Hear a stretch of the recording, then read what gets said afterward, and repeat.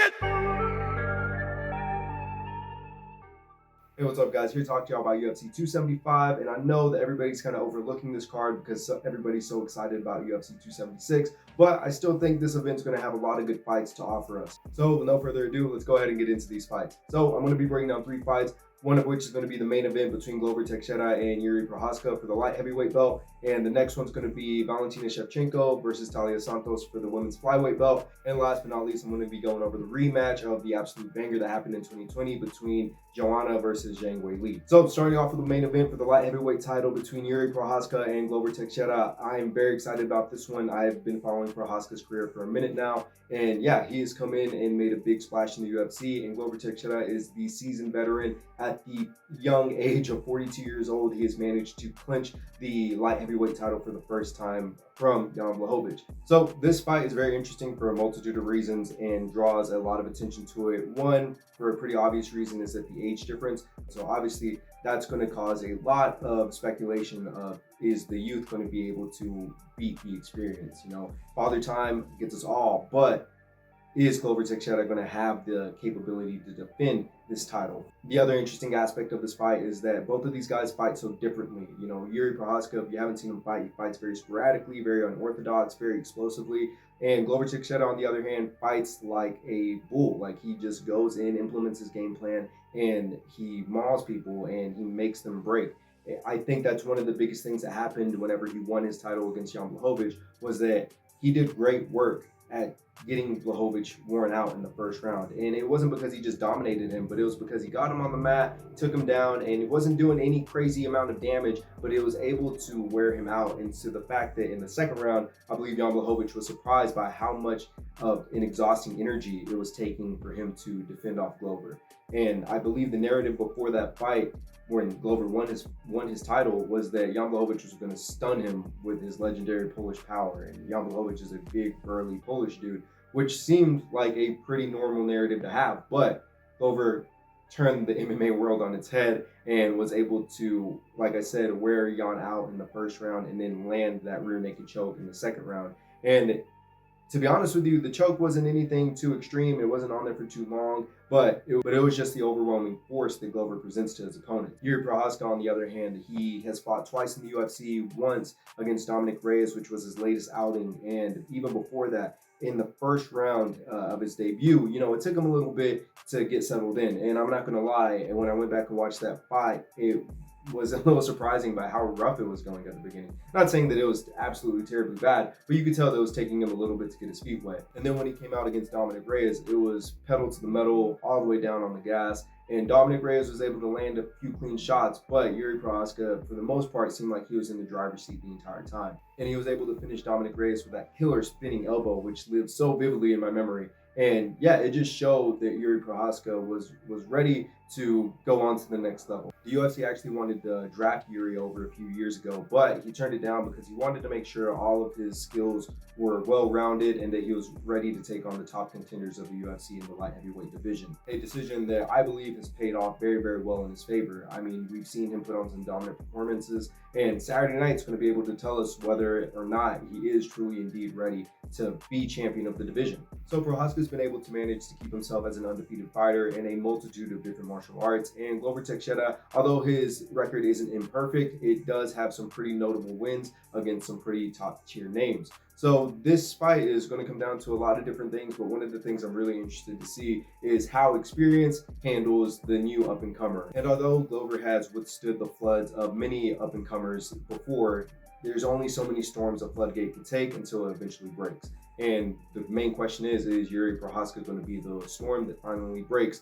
Getting into the actual fight itself, I think that if Glover's going to find himself successful, he's going to have to get Yuri Prochazka either down on the mat or pressed up against the cage to limit his mobility and his pace and his ability to control distance. I think that if Glover's able to get Prochazka down and end up in a dominant position for the majority of the first round, he's going to try to make it as tough of a fight for Yuri Prochazka as possible. I think that the longer that this fight goes, the better it is for Glover, because we haven't really seen Prochazka in those championship rounds.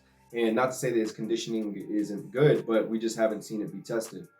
And definitely in those championship rounds, that's where the experience that Glover Teixeira brings to the table is going to play a key difference in how the rest of the fight plays out. And although Glover Teixeira is known for his ground and pound and his takedowns and his ability to just maul people into submissions, I think that he still has a lot of power left in his hands. I mean, that's something that Prochazka is not going to be able to overlook. And Glover Teixeira, whenever he is getting comfortable with his combinations, he is very, very deadly. And if Glover's able to cut the cage off and limit Prochazka's explosiveness and being able to only allow him to use a few of his weapons, I think that Glover Teixeira could be very successful in this fight. On the flip side of that, I think for Yuri Prochazka to be successful in this fight, he's going to have to catch Glover off guard with some of the sporadic strikes that we all have seen him use before in the past. I think that Yuri's going to have to attack from multiple different angles, but also keep in mind the takedown defense. I don't think that if Yuri Prochazka ends up on the ground, it's going to be game over. I think that his ability to get back to his feet has been something that he's done before. But I think that his best case scenario is to avoid being on the ground with Glover, because if that guy gets full mount or takes your back, it's pretty much game over from that point. As far as from what we've seen, Yuri Prochazka doesn't start off his fights all too great. I mean, it takes him a minute to get settled in, figure out his range, figure out his distance, and then also piece together his combinations and decide on what angles are starting to work well for him. So I think that if he's able to figure that out fast, it could lead for him to landing some big shots on Glover, which eventually will begin to overwhelm him. Glover is not typically the type of guy to get knocked out by one stiff strike. It usually takes a multitude of them, if not just being able to waterfall the strikes upon him. So I'm really excited, really interested to see how this one plays out. This is going to be the classic seasoned veteran versus the up-and-coming young blood. Although Yuri Prochazka has a lot of experience, I think that whenever he comes into fighting Glover, he's going to be able to find a lot of success with his striking. It's not going to be easy though, but he's going to be able to overwhelm him with his striking and then eventually lead to the TKO victory in the second round and become the new light heavyweight champion. All right, next up onto the co-main event for the women's flyweight title between Valentina Shevchenko and Taila Santos. And so this fight has kind of flown under the radar, to say the least. I think that Valentina Shevchenko has just been so dominant in her division that there's not much left for her to do. I know that rematch for Amanda Nunes has been on the table, but that's a stretch. So Taila Santos, not to say that she's anybody to be taken lightly. You know, she's put together a 4-fight win streak, I believe, and I think that she presents a pretty tough matchup when it comes to Valentina Shevchenko. But I've said that before, because a lot of folks, they find themselves having so much success and then they get in front of Shevchenko and it's like they get that deer in the headlight look, or they just kind of forget everything that they did to get to that point. And I can understand why. Valentina Shevchenko is a definite force to be reckoned with. She's been ruling over the flyweight division with an iron fist for quite a while now. And as far as from what I could tell, I mean, she has just continued to evolve and continue to develop her game in every aspect. And Taila Santos has been pretty clear cut with her game plan. She has said that she's going to wear out Valentina Shevchenko, push her to her absolute limit. And I believe that she's going to do that in one of two ways. Actually, a little bit of both. I believe that she's going to try to pressure Valentina Shevchenko and also make sure that she puts her up against the cage or takes her to the mat. And Taila Santos has an amazing ground and pound game. And it's not only because she's able to land a lot of shots very quickly or land them very hard, but it's because she's attacking from a multitude of different angles. You know, she's not just striking at one single spot. She's moving constantly, and she eventually just overwhelms her opponents until they leave themselves in a bad position and vulnerable to a submission. And at that point, you know, she sees it, she makes it happen, and she doesn't waste any time getting to that. She also does a really good job of pressuring her opponents like a bulldozer. You know, and she will eat a few shots going in, but she's more than willing to do that if it means she's going to end up in a good position. She is very good whenever it comes to takedown defense too. So that's another aspect that we probably haven't really seen from Valentina Shevchenko yet. I don't think that we're going to see Shevchenko take her down. I think that we're going to see more of a stand-up battle. If anybody's going to initiate a takedown, I think it's definitely going to be Santos. Not to say that Valentina is just a complete, you know, wash when it comes to the ground game. I believe she could definitely hold her own, but preferably she would like to outstrike Taila Santos. And you know, Valentina is very great at being dynamic with her striking and also being very volume heavy. So whenever she starts pouring it on, she makes sure that you feel every single one of those punches, and she makes sure to finish her combinations on a very, very strong note, so that you know, you're thinking about something before you just start to engage with her. The other obstacle that Valentina presents is that it's very hard to keep her contained so that you can actually land an efficient takedown. So getting Valentina Shevchenko down is no easy feat. And if you're able to, you also have to manage her explosiveness to get back up, if not to get into a better position. I believe that Santos, to me, seems like a much lankier fighter. I think that Santos is also more of a wear you down fighter, whereas opposed to Shevchenko is a more of a in and out, be efficient, be safe type of fighter. You know, she knows when she's in danger and she needs to engage, and she knows when she needs to back up and regain her space and regain the pacing of the fight. Valentina Shevchenko does an amazing job of making sure that she stays in the driver's seat so that when it gets into those championship rounds, she has the efficient energy to make sure that she's going to be able to be just as effective in the first round as she was in the fifth round, which is a very, very big strength to have.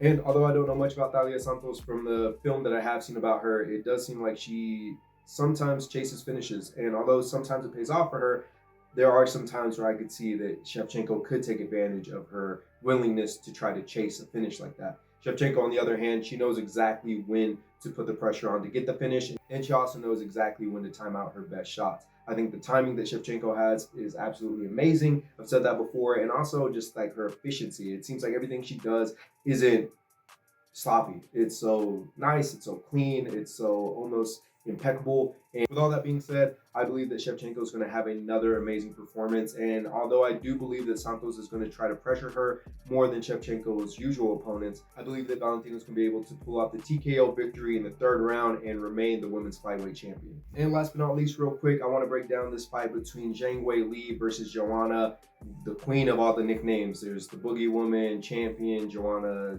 Violence now. Anyways, but this fight's going to be an absolute banger. It's a rematch from what happened in 2020. I remember watching this fight with one of my friends early in 2020 before everything shut down. And yeah, it had the place going crazy. It was a great fight to see. Joanna in the first fight had a big hematoma happen on her head, and it looked absolutely terrible. And it happened pretty early in the fight. And Zhang Weili, I mean, she was just as efficient as ever. But going into this fight, I think that things are going to go a little bit differently. I think that's typical MMA math that, you know, the first fight may be very, very close, and the second fight usually isn't as close. And that's typically the storyline for almost every rematch that we see, minus a few exceptions. But getting into this one, I think that Zhang Weili and Joanna know what's at stake, and they both know what fans want to see. And a big deciding factor is going to see who's able to stay more disciplined and more committed to their game plan. I know that both of these ladies are looking to get back to the top of the strawweight division, and I'm really excited to see what they bring out on Saturday night. One of the strengths I think that Weili has is her speed. I think that her speed allows her to open up her combinations a lot more, and also she doesn't take many steps backwards. I think that her willingness to stay in the pocket and trade with somebody is going to be a key factor in how this fight plays out. And also, Joanna's biggest strength is that she's not scared. You know, she's coming at you. She didn't get scared whenever her head started swelling up. She didn't get scared whenever, you know, she's getting pieced up. At every point of the fights that Joanna has been in, she thinks she could still win the fight, no matter if it's the first round, fifth round, third round, whatever. Even if it hasn't been going her way, she still has that determination to flip the tides at any moment. And the last time that these two fought, it was one of the best MMA fights I'd ever seen in my life. And so I can only imagine what's going to happen on Saturday night as well. And with all that being said, I think this is going to be a very close back and forth fight, just like the first one. But I think that it's going to be a little bit more one-sided this time around. And once they start to get each other's rhythm and the pacing, I think that Joanna is going to be able to pull out the 5-round decision victory and find herself climbing up that strawweight ladder again. So that about does it, guys. As always, thank you for tuning in. If you haven't yet, please follow the Combat Contact Twitter page. And as always, stay safe, stay blessed. I'll catch you in the next video. Thank you.